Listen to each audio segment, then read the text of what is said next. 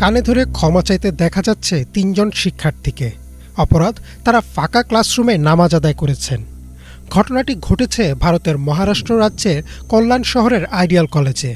বিভিন্ন গণমাধ্যম সূত্রে জানা যায়, কলেজে কোনো নামাজের স্থান না থাকায় ফার্মাসি বিভাগের শিক্ষার্থীরা একটি ফাঁকা ক্লাসরুমে নিরিবিলি নামাজ আদায় করছিলেন। সেই ঘটনার ভিডিও ধারণ করে ছড়িয়ে দেওয়া হয় সামাজিক মাধ্যমে, আর এরপরেই চরম হেনস্থার শিকার হতে হয় তাদের। ঘটনাটি আবারও উদ্বেগ তৈরি করেছে সেখানে মুসলিম সংখ্যালঘুরা কতটা বৈষম্য ও ভয় নিয়ে জীবনযাপন করেন।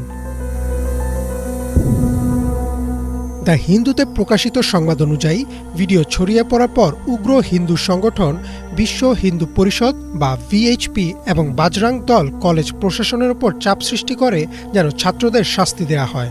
ফলে কলেজ কর্তৃপক্ষ ৩ শিক্ষার্থীকে কানে ধরিয়ে জনসমক্ষে ক্ষমা চাইতে বাধ্য করেন।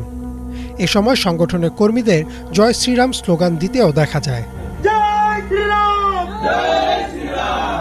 যদিও পরিস্থিতি সহিংসতায় রূপ নেওয়ার আগেই নিয়ন্ত্রণ নেয় মহারাষ্ট্র পুলিশ।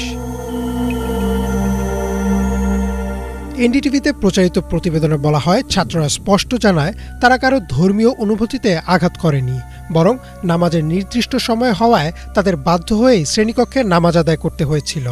কলেজে মুসলিমদের জন্য কোনো প্রার্থনার স্থান নেই, এটিও তারা উল্লেখ করেন।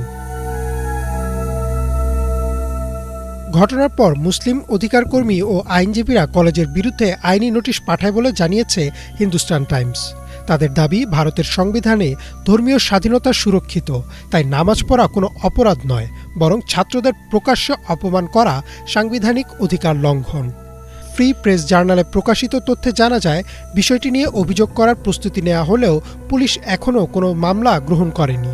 ফলে প্রশ্ন উঠেছে, আইন কি সবার জন্য সমান নাকি কেবল সংখ্যাগরিষ্ঠদের জন্য?